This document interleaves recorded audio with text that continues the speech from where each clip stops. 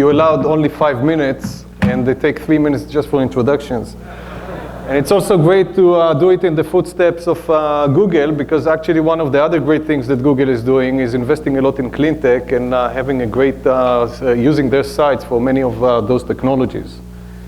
So with no further ado, about Pythagoras Solar was funded back in 2007.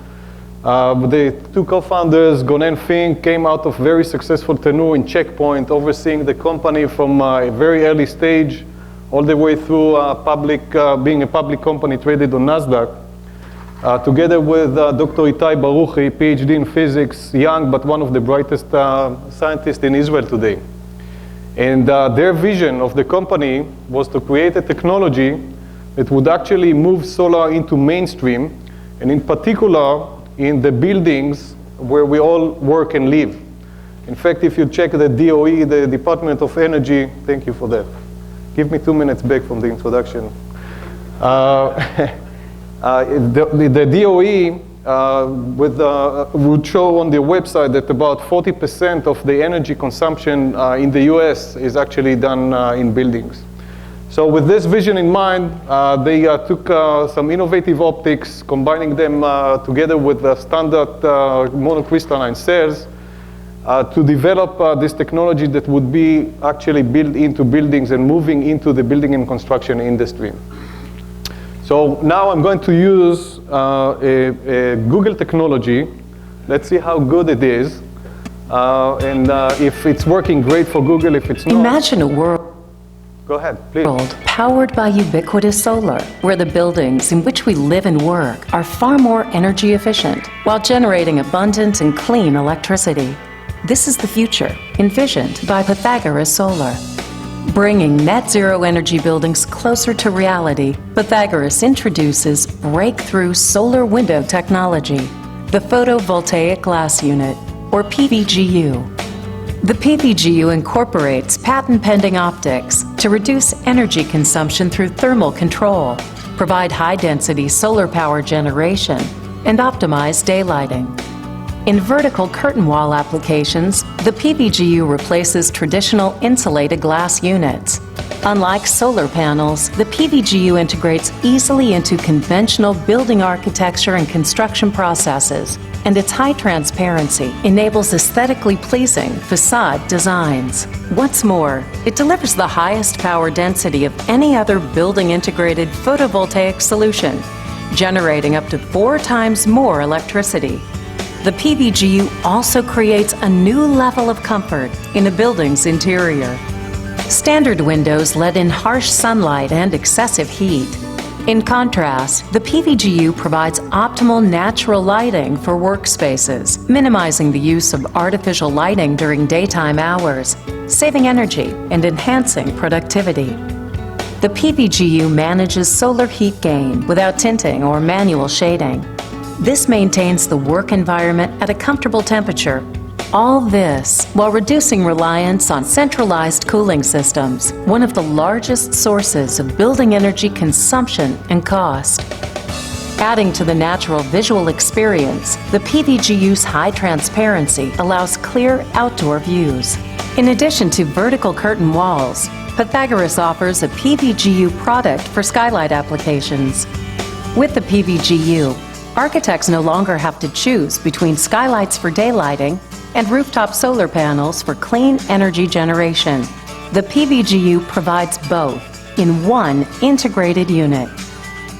For building owners, our PVGU system offers the highest solar energy generation of any BIPV system available on the market today. Building energy consumption is also dramatically reduced through its impact on heating, cooling, and lighting. And the system typically pays for itself in under 5 years. For more information on Pythagoras Solar, we invite you to visit our website and download a product brochure, or simply contact us directly through the details on your screen. Thanks for watching. And thank you, Google. That's Google's technology. So given it's really 20 seconds left, whenever you have a chance, I'm going to be around. I do carry with me a small sample of one of those windows. It's quite heavy, as you can imagine, so it has to be small. Please come and see me. And thank you very much for hosting. Thank you for the audience. Thank you, Liddy. I hope we can. Thank you. Thank you. I hope we can enjoy those windows in our homes that as the building boom starts to take place, and that we'll have Pythagoras solar windows gracing our homes and buildings. Thank you for joining us. Thank you very much. All right, Thank you. Thank you. With that, I'd like to launch more deeply into our program on solar energy, where we've entitled it Get Out the Sun. And we'd like to bring up our panelists, which are very fascinating today, because in talking about the getting out the sun, it's innovative solar technologies, and it's explosive growth of new customers, new technologies, and today's panel is really a true demonstration of the partnership between Israel and California as we bring up both the former head of the Department of Water and Power, David Nahai,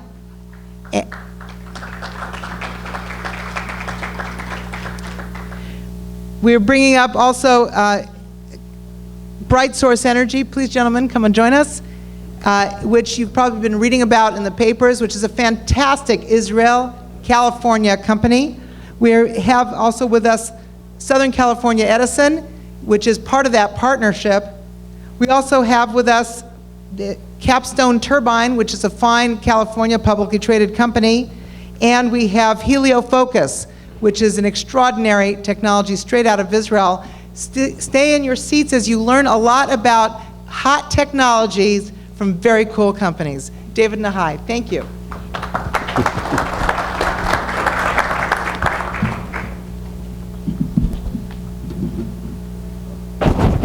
Thank you so much. I think the way we're going to do the panel is we're going to go Arnold Goldman first, then Edison, then HelioFocus, then Capstone. I think that's, so you may want to switch places. Good morning, everybody. How's your day going so far? Good. What kind of reaction? How's your day going so far? All right, all right.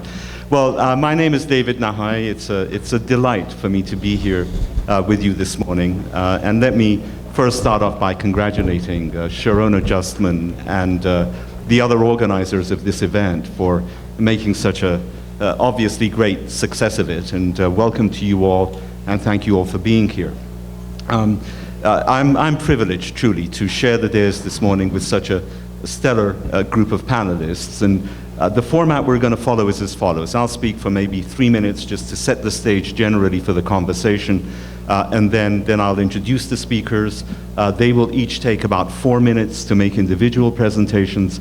Then after that, I'll pose some questions to them, and with a bit of luck, we'll probably have 10 or 12 minutes perhaps for audience Q&A as well.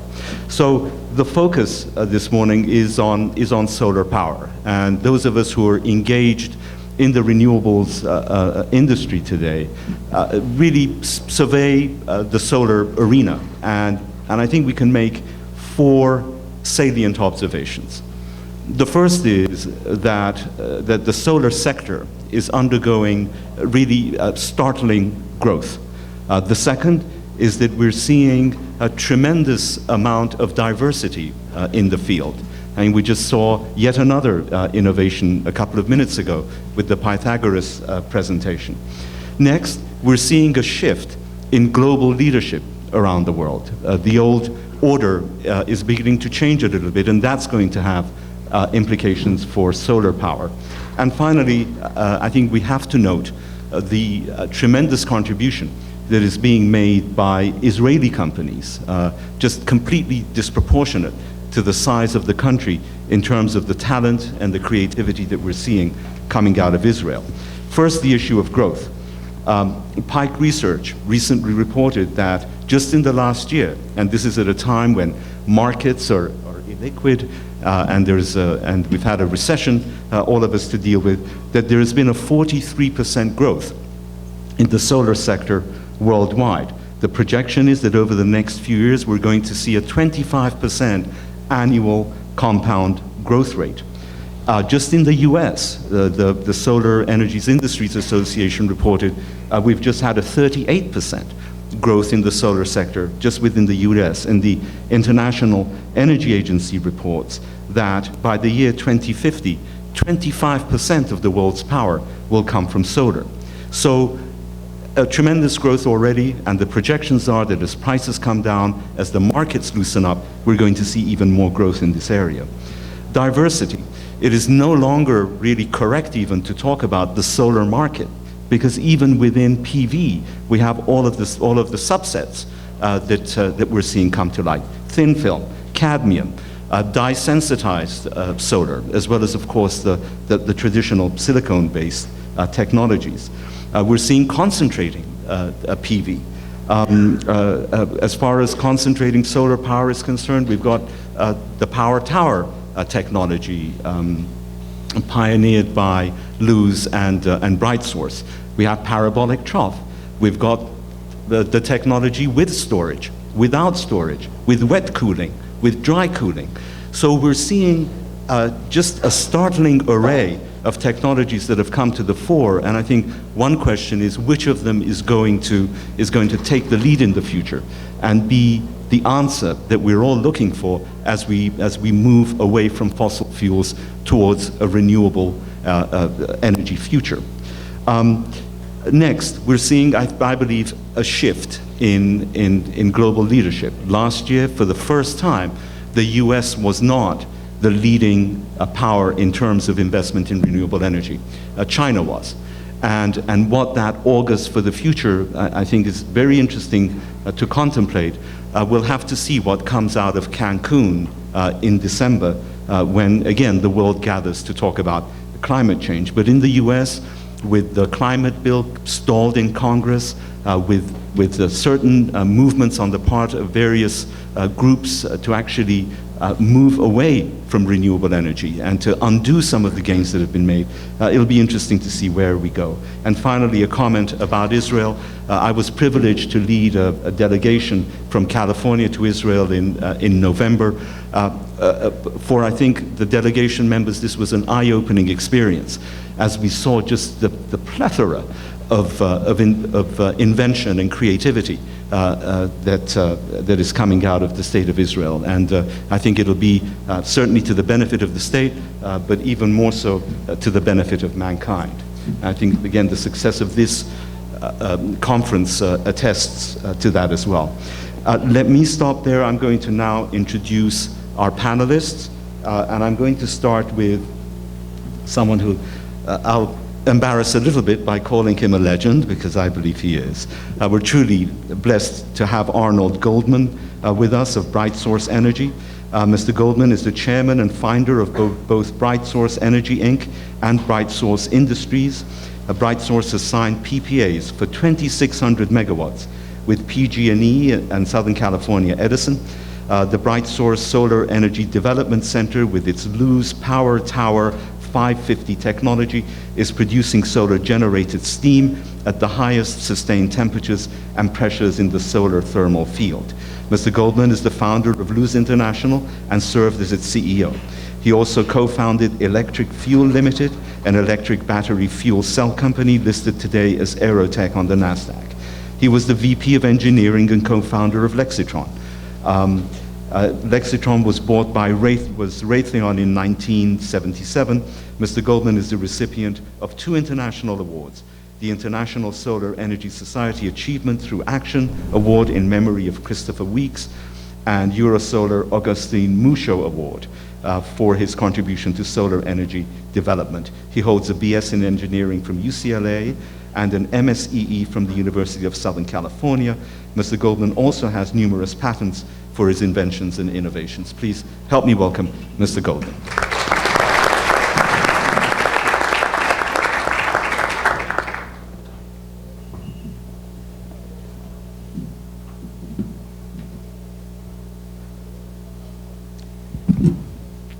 Well, I want to thank Sharona and Isabel Maxwell for inviting me today, and I'm very, very pleased to be here. I've been involved for quite a long time in trying to work between Israel and California in making solar electric generation happen in a very meaningful way. We're fortunate enough in the early 80s that Bill Gould, who was then the chairman and CEO of Southern California Edison, took it upon himself to take a very important leadership role in responding to the PURPA, the Public Utility Regulatory Policy Act, which Congress passed in 1978 in response to the 1973 oil embargo. And Southern California Edison established the Daggett site around Barstow, California, where they set up a situation that pioneering entrepreneurial solar energy companies had the opportunity to establish solar energy power stations that could supply California, then hopefully the world, with important solar energy power. At that time, Luz, a young and startup company, stood up to the challenge and worked with Southern California Edison over an extended period of time and produced 9 power stations which supplied 354 megawatts of solar-generated electricity, which represented 90% of the solar electricity produced in the world. Because circumstances changed over time, Luz closed its operation, but the 9 power stations which it built at that time are still operating, and that continued operation has really substantiated the reliability and integrity of solar energy generation for a long time. Recently, in 2006, 30 members of the historic Luz team that developed these initial power stations were joined together with some leading managers and very financial people to establish BrightSource Energy. BrightSource Energy is housed in corporate headquarters and project development in Oakland, California, and it has its R&D center and project engineering and supply chain management working out of Jerusalem, Israel. We have picked up the challenge that Luz led off and are establishing a new generation solar technology that we think can be a very major contributor to both solar and general energy generation in the world. The product has the capability of delivering reliable, sustainable, and stable solar energy, and we think that that can take a very large, meaningful portion of the general energy generation. I'm going to just very quickly go through and show some of the accomplishments. The company established in the middle of 2008. What you see on the screen, that's our Rotem test site in Rotem, Israel. That's a prototype system that basically validates the technology.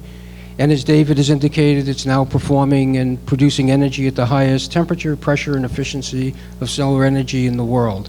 It's being validated by numbers of engineering organizations for the purpose of being used as a financial model for developing large-scale solar. The company was fortunate enough to get an agreement signed with Chevron, and we are producing and currently under construction for a solar-to-steam enhanced oil recovery project for Chevron. And we are moving forward with our first 400 megawatts of our first 2,600 megawatts in orders.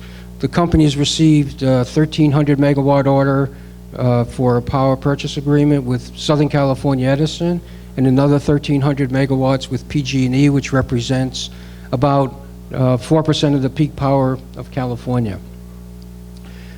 From this Ivanpah site, we're going to be delivering the first 400 megawatts of those of that energy, some to Southern California and some to PG&E.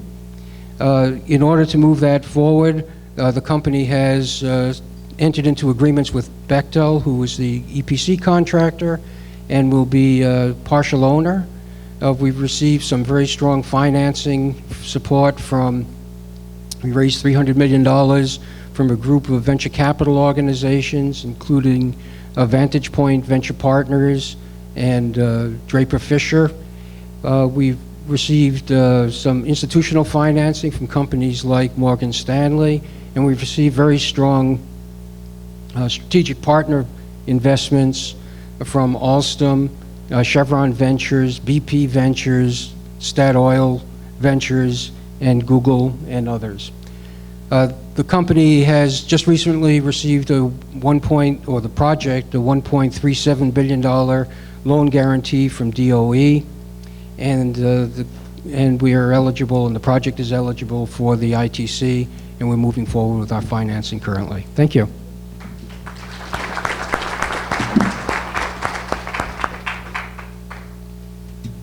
Thank you very much, Arnold. Next, I'd like to call to the podium Mike Morelli of Southern California Edison. And as you listen to these presentations, part of what you're seeing here are partnerships that have come about between BrightSource and Edison, between Helia, Focus, and Capstone Turbine. And I think it's a very interesting lesson to learn and a model to follow as to how it is that these partnerships came to fruition and have become so productive. Mike Morelli of Southern California Edison has more than 20 years experience in the energy industry in a variety of leadership roles in the areas of engineering, marketing, business development, and wholesale energy procurement. He's spent several years at Sempra International developing a variety of new businesses, including greenfield natural gas distribution companies. He also spent 4 years in management consulting at PA Consulting Group, providing clients solutions to manage business challenges in the wholesale energy markets. Mike has also worked for the Southern California Gas Company, introducing new technologies to the market and securing new business opportunities. In 2004, he joined Southern California Edison and is currently the Director of Contracts for the Renewable and Alternative Power Department, where he leads teams responsible for negotiating and managing renewable power purchase agreements for Southern California Edison's portfolio. And let me stop there and please help me welcome Mr. Mike Morelli. Thank you. Thank you. Good morning. I'd like to thank the organizers of the Israel Conference for including us on the agenda, and particularly Sharona. So this is our little clicker. So I'll jump right in. Southern California Edison is basically a wires company. We distribute electricity throughout the large area within Southern California. About 50,000 square miles is our service territory. We do that through a bunch of people. Almost, we're approaching 18,000 employees right now. We have a very large power procurement portfolio in general. We buy approximately 2/3 of our power, and we generate about 1/3. Within the renewable side, we are the largest purchaser of renewable energy in the U.S., and we've been the largest purchaser for many decades. So we're very proud of that. As Arnold commented, that started with leadership back in the late 70s, early 80s, and we've continued that leadership role. Right now, we're at about 17% of our portfolio is renewable, and we're working to do contracts with companies such as BrightSource and other independent power producers to continue to build that renewable portfolio. Right now, solar makes up about 6% of our portfolio. Under contract for 2020, that will be about a 5-fold increase. So, consistent with David's comments, opening the growth in solar is really starting to take off. We're also seeing that commercially, and transactions are happening on a wide variety of technologies. And David certainly teed it up, and I would echo the solar spectrum is very diverse right now. And there's, although there's a lot of major players in there, there's certainly room, and we're seeing a lot of innovative technologies come into the marketplace that could potentially be real game changers. over the near to mid-term. Where are we headed on our renewable efforts? So right now we're basically operating under a 20% renewable regime in California. There are a variety of efforts to move us into a 33% regime. Between an increase in the percentage of the portfolio as well as load growth that's expected over that time period, we basically have a need to double our renewable portfolio. So we're working hard, again, with companies such as BrightSource and others in order for them to develop those projects, and we'll buy the output for it and deliver it to our customers. So that's the basic introduction for Southern California Edison. Thank you.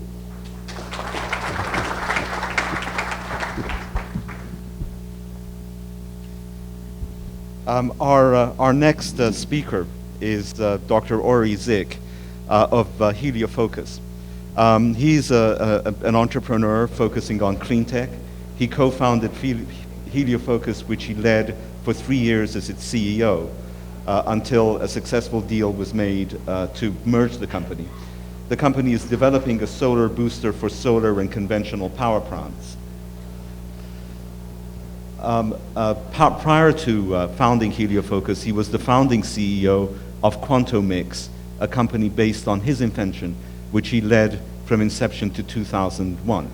Quantomix solved the problem of imaging live cells and tissues with an electron microscope for research and clinical applications.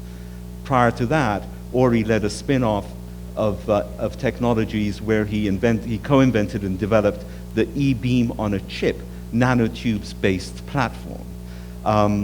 He's a venture partner in Tamarisk, a dedicated Israeli clean tech fund. He's also active in education and environmental protection. In 1992, he was appointed the scientific curator of Israel's National Museum of Science. In 1993, he founded the Greenpeace Israel office, which he led for 3 years as a PhD student's leading Clean Mediterranean campaign. We were talking last night, Ori and I, about a new venture that he's following, and I said talked a little earlier on about this burst of talent, this explosion of creativity that's coming out of the state of Israel. I believe Ori truly exemplifies that, and I can tell you, in my own business, in our consulting company, about 50% of our clients right now are Israeli-based companies. And I really look forward to hearing Ori's presentation about Heliofocus, and maybe you can tell us a little bit about what it is that you're doing now as well. Thanks a lot. Thanks. So thanks, David, Sharona, and the organizers. So I'm here to present Heliofocus, and we are, I think, more than 3 orders of magnitude smaller than Edison. We're a relatively small company, 15 engineers, basically in Israel. And we're raised so far $20 million from 2 strategic partners. What we do is not exactly venture play. I always admire Arnold's capability to deploy venture money to steel and concrete. I don't have this capability, and we've been on, I think, 4 panels in the last a year. So we develop a new technology with strategic money, and what we do is actually primarily boosting conventional power plants with solar steam. The idea is the following. If you run a power plant in Southern California in a sunny place, usually you have a drop of power during peak time. And you can augment this drop with solar energy. In a combined cycle power plant, it's especially useful. And it's only 5% augmentation per power plant. It sounds small relative to the power plant, but it's a lot relative to solar, because solar is a single-digit percentile so far. And if you think about the growth in China, where each month they build a coal-fired power plant, if you can augment 5% of it with solar-based steam, it's a big deal. But how do you do it? The technology challenge is pretty incredible, and in order to solve it, we deployed 3 concepts which conventionally were thought impossible. First, we wanted to build, and we actually built, a very large parabolic dish at a low cost. Large is really large. Our dish is, the size of our dish is like a 7-story building that tracks the sun with accuracy of 1 degree. The reason to do it is because it maintains very high efficiency. Only a dish provides such efficiency. The other item on the technology is a very high temperature receiver. We claim to be a higher temperature and high pressure than bright source, and we will see who wins in this small competition. And then we can transfer the heat at very high temperature. In order to do that, what we've done is we relied on laboratories that the Israeli government already built. So I've contracted the Weizmann Institute of Science Solar Tower, which is the world's largest solar tower in an academic facility, and a large dish in Ben-Gurion University. Overall, it's about $40 million worth of laboratory that we've contracted and started to play with. And I'm here with Capstone because, as many startups, we need to think of our next generation product early on, and we met Capstone, I think 3 or 4 years ago when we just started. It wasn't difficult to find them because they were the only company in the world that has air bearing, which is suitable for a turbine that needs to track the sun, and were really world leaders in the reliability and efficiency of the turbines. And we met them and started to discuss how we can build a solar energy product which can go to the distributed market. People who doesn't have grid access can hybridize, unlike photovoltaic, and can work at high efficiency and therefore low cost. We started to work together, and about a year ago we got $800,000 from the DOE and Bird Foundation to develop this product and bring it to market. Now, we have a list of collaborators that we actually rely on. Israel Corp is our seed investors, invested $10 million in the company. Then Sanhua of China joined in, and that's a very interesting deal that I'll describe. And then Schleich Bergmann in Germany are key partners because I think that the earliest accomplishment of the company early on is to convince the German engineers that we can really build a large dish at a low cost. And then Capstone, the Weizmann Institute, and Ben-Gurion University. We signed a deal with Chinese Sanhua recently, and I think that we've opened new grounds for Israeli entrepreneurs to raise money. Raising money in 2009 in the US and in Israel was a really tough task, while if you take your suitcase and go to Asia, you find really new and opening opportunities in this respect. And my last slide is a little bit about biology, about DNA. I think what makes us unique is a combination of 2 kinds of DNA. We have, I stepped down as CEO, but appointed Oren Gadot. I'm still on the board of the company and a shareholder. So Oren Gadot is 35 years old, and also Yanir is 35 years old, my VP of R&D. 2 young engineers that don't take no for an answer, willing to try and fail, but not fail to try.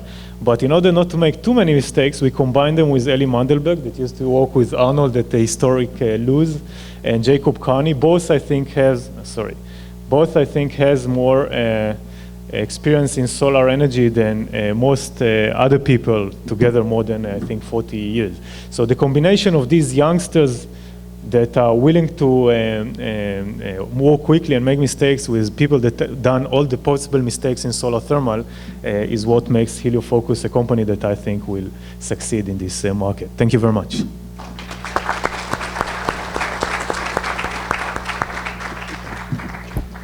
Thank you so much, Ori. And I think there again, you saw just how dynamic this field is with yet another innovation being pursued, which is that of the hybrid solar gas plant. And very much integral to that process in a partnership with Heliofocus is Capstone Turbine. And we're very, very pleased to have with us here its president and CEO, Mr. Darren Jamieson. Darren Jamieson has been the CEO and president of Capstone Turbine since December of 2006. He most recently served as president and chief operating officer of Northern Power Systems. At Northern Power, he more than tripled the sales of the company over a 2-year period by broadening their offering to include product and service business, and he instituted a number of successful acquisitions. Prior to joining Northern, Darren Jameson was Vice President and General Manager of Distributed Energy Solutions for Stewart and Stevenson Services, and he was there from 1994 to 2003. He holds a BA degree in Business Administration and Finance from Seattle University. So please welcome Mr. Jameson.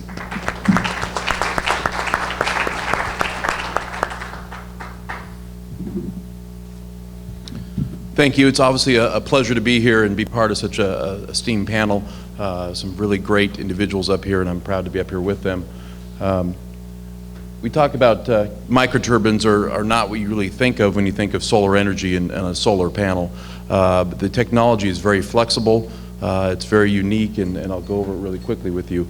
Capstone was actually founded about 20 years ago with the concept of putting a microturbine under the hood of a Ford. It was really a hybrid vehicle about 20 years before its time. The company then realized that the hybrid vehicle was not a technology that was going to be accepted that quickly and moved to the stationary power business. As he said, I came to Capstone in December 2006. My goal really was to get the product more commercial and broaden the application of the technology and get larger scale stationary power business. That's happened over the last 3.5 years. Our sales have grown about 40% year over year, despite the downturn in the economy and the difficulty to get financing and slash capital budgets. Technology itself, we have an air-bearing technology. What does that mean? It means that we have no oil, no antifreeze. We basically have one moving part. And as Ori said, that makes this a great application for a solar tracking dish, but also makes it a great application for high reliability and ultra-low emissions. So our product is really about making electricity, making it in a very small package, making it very cleanly. We meet CARB emission levels, which are the lowest emission levels in the world. We do it, again, about 1/10 of the emissions of a traditional internal combustion engine. Technology runs on multiple fuels, natural gas, biogas, cow manure, pig manure, agricultural waste, anything that you can gasify or get a BTU content out of, as well as liquid fuels, diesel, biodiesel, kerosene, and the like. So very flexible from a technology standpoint, from a fuel standpoint, very small, lightweight, and again, about 1/10 of the emissions of an internal combustion engine. So when I came to Capstone, we had a 30 kilowatt product and a 65 kilowatt product. We've now broadened that product line up into the megawatt scale, so we really have a whole suite of products today. We do everything from 30 kilowatt single installations up to 3, 4, or 5 megawatt installations at a single site. This really allows us to get into a multitude of markets. We've shipped over 5,000 turbines in the last 20 years. Obviously, that pace is quickening as we get more and more market share. Our biggest market today is Europe, but Russia's picking up Australia, South America, and hopefully as the U.S. turns more toward energy efficiency, green building, distributed generation, the U.S. market will begin to pick up as well. We do manufacture here in California, in a plant in Van Nuys in Chatsworth, California. Energy efficiency, you think green building, hotels, hospitals. We can generate, your utility is typically in the 30% efficient range. We can generate at the same 30+% efficiency, but we can take the heat from the machine and heat the building or run through an absorption chiller and cool the building. So we can see efficiencies overall up in the 75 to 85% total efficiency and have less than a 5-year payback is what we target for our customers. We also do critical power, so think of data centers. We just did the Syracuse University Data Center with IBM as part of their Smarter Planet initiative. We do data centers for Homeland Security, as well as remote applications, oil and gas, whether it's an offshore platform or an onshore pipeline in the middle of Siberia. Again, our reliability is typically over 99% availability, and we do maintenance once a year, so very different than other technologies. Renewable power, especially in Europe, we do a lot of cow manure, pig manure, but we can also do landfills, digesters, anything with a methane content we can operate on our machine. Again, because we don't have engine oil, that's the number one thing that gets contaminated and breaks down when you're operating on those kind of fuels. And then lastly is hybrid vehicles. Ironically, the company was founded on the hybrid vehicle platform. We're actually seeing that come back today. As people move toward electric cars, being able to not have to go home and recharge or find a charging station, people are looking for a range extender. So our microturbine operates as a battery charger in the car or in the bus or truck or garbage truck, delivery vehicle, whatever it is. We're starting to get some traction in that market, but obviously there's a long way to go. Buses here in California, New York, Baltimore using the technology, and we're just doing demonstration vehicles on trucks here in California as well as some demonstration vehicles and cars. So So our current product, you saw there today, we're moving into the vehicle space. We're moving into an agricultural syngas space, which is taking non-food related agricultural products, synthesizing them into a hydrogen and running that in our machine. But as Ori said, the solar microturbine is something that's very interesting. Ori came to Capstone almost 3 years ago when I was just a new CEO and brought this idea to us, and we started talking about the technologies, how it could work together. And you really had to be a visionary to see how this product would work, and it's come a long ways in 3 years, but then I'm very excited about where this product can go. So basically what we're talking about is instead of putting some sort of fossil fuel, natural gas or biogas, renewable fuel into the microturbine, we're putting 1200 degree hot air into the microturbine and putting that across the turbine expander and making energy. So basically it is a solar powered microturbine, which obviously is interesting, but really makes it exciting for me is the thought that you could run on fossil fuels at night or on a cloudy day, and you can basically base load this plant 24/7. So to have the flexibility and the high efficiency that Ori talks about, but then also be able to run on a fossil fuel makes it even that much more exciting of a technology. I think Ori's pictures were a little better than mine, and mine's a little more dated slide, but again, you can see the concept of harnessing the sun's energy into a single point, into a receiver, superheating the air, and then running that across our turbine expander to give you the electricity out of the machine. So with that, I'd like to turn it back. Thank you.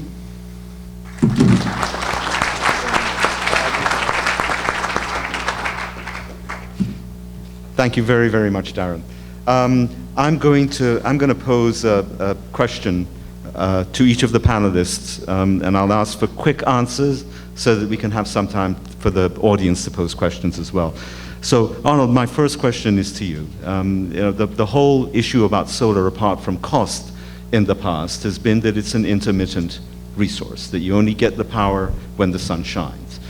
Now, as storage technologies start to develop, that may be changing, and we might actually be moving towards a future where solar can be almost baseload power, what we call dispatchable. How do you see storage technology developing? Do you believe that molten salt is the answer, or are there other answers, or do you think we'll ever get to a place where intermittency won't be a drawback for storage? So one of the primary reasons that we went to solar thermal electricity generation is solar thermal. Is it on?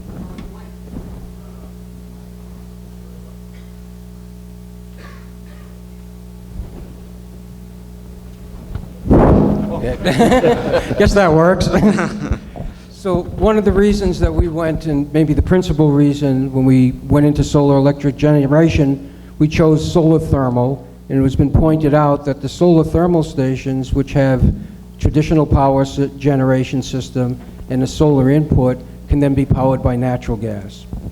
We have chosen a technology that can go into increasingly efficient operation of solar thermal, going from its current highest subcritical operations to work that's being performed largely for China into supercritical and ultra supercritical, where the steam generation is getting on an annual basis as efficient as combined cycle generation. So we see moving over time from solar and solar only to solar and gas, where we can be exchanged with co-generated combined cycle systems, which are typically not used as base load as much as mid-peak and peaking, but we could be working on a basis where we then put in solar. When we go to supercritical, storage systems get more and more efficient because of the nature of the steam cycle. So our overall game plan is to be providing storage systems, gas systems, to be able to be dispatchable and conveniently operated for the utility, so we can be providing energy when they want, and we'll be going to more and more storage as we get to supercritical and ultra supercritical operation, because those systems can be using for the same amount of energy storage, maybe half to a third of the amount of storage media, because of the characteristic of the temperature difference in the steam curve changes. Thank you very much. Mr. Morelli, question for you. We are here in California, we're under renewable portfolio standards, 20% by 2010. The 33% is an executive order for the government. You said that your mix is part purchased, part generated. But either way, renewables have to be integrated into an already existing system. You know, and so how do you see that challenge being made? That of integrating fuels that are not traditional in terms of our systems. How is Edison dealing with that challenge, with the integration challenge? Well, that is a big challenge that we're taking a look at right now. And as you move to these various regimes, a 20% regime is very different than a 33%. And so our system by nature is intermittent. People turn on lights, turn off lights all day long, and we have to be able to respond instantaneous to that. So we've done that for 100 years of being able to manage to some level of variability. The challenge now is we not only have variable load, we have variable generation. And so we're looking at ways of making sure we have the right flexible resources, and that's from a portfolio perspective. Some of that may come through solar technologies that have storage. There could be standalone solar technologies. There could be non-renewable flexible resources out there to help balance these needs. One thing we always have to keep in mind is when we talk about a 33% renewable regime, that's on average across the year. So there are some hours where we could be upwards of 80, 90, even 100% renewable on the grid at that point in time. So yeah, that obviously becomes very critical to make sure the systems are balanced. There are a lot of other flexible technologies out there that can help meet those needs. It's more of a challenge of how much do you need and what are the lowest costs to get to those solutions to make sure you have a safe and reliable grid. Yeah, and I think the other thing to remember is when you talk about 33% or 20%, you're talking about a percentage. That means you have to have a numerator and you have to have a denominator. Right. And if on any given day your load is high, that means that your percentage of renewables is necessarily going to fall. So this isn't something that is constant. It fluctuates all the time. So in order to meet those standards, we really have to arrive at an annualized average, which is one of the challenges that the Department of Water and Power faces. Yeah. Ori, a question for you. So you managed to get off the ground a successful partnership between an Israeli company and an American company. Can you tell us very briefly how that came about? How did you choose your partner? How did you approach them? How did you make this thing happen? I would pose the question to Arnold, but he's already raised $300 million, so we know that he's successful at that. But I'd like to know how a startup went about doing that. So I think Capstone's most valued asset is Darren's time. So first you need to get his time. But that's kind of half joke. And I've done global partnerships several times, and it's all about people. I mean, you need to come to the right people with the right value proposition. You need to come to them and tell them things that they're willing to hear because it serves their interest. In our case, it was pretty simple because, again, the world of microturbines is very small. I mean, there's a handful of players, and Capstone were the only player that qualified, and they knew it, so it was part of the negotiation capabilities that we have because we had a sole supplier, unfortunately. So that's how it came about. I mean, we found them, we went to them, we told them this is what we want to develop. We have some initial funding to develop it. We want you to do some work. We'll apply together to a grant. Do you agree? The first reaction is obviously no. But we're Israeli, so they throw out of the door. So we come through the window, thrown, then there's the chimney. We get in and we get it. Makes it sound very, very smooth indeed. Darren, my question to you is this. You started with the hybrid vehicle and came back to the hybrid vehicle in your presentation. I remember when I was first appointed to the DWP Commission, we had a fleet of electric cars, and part of the people within the department wanted to get rid of them because the thought was at the time that there is no future for these things. now we're seeing a true resurgence in interest in electric vehicles. But one part of it that I think is overlooked is that utilities are going to have to provide that power. And in discussions with Edison at the time when we were taking a look at what this would mean across the Edison and DWP territory, I think the projection was that we would have an additional 8% load in electricity because of the move towards electric vehicles. So as a company, in making that move, to what extent do you consult with utilities that are going to have to provide the power to help your product sell, whether it's plug-in, whether it's changing batteries, or whatever the final model is going to be? Our chairman of Capstone is from Alliant Energy, so we definitely have a utility ear and voice on the board. What Capstone is really doing, though, is being the utility when the car is away from the grid. So what our goal is that the car or the bus or the truck charges overnight when the utility is more plentiful and frankly cheaper. And then during the day, they use regenerative braking, so every time you go to a stoplight and you put energy back into the batteries. But as those batteries get depleted, about a 30% state of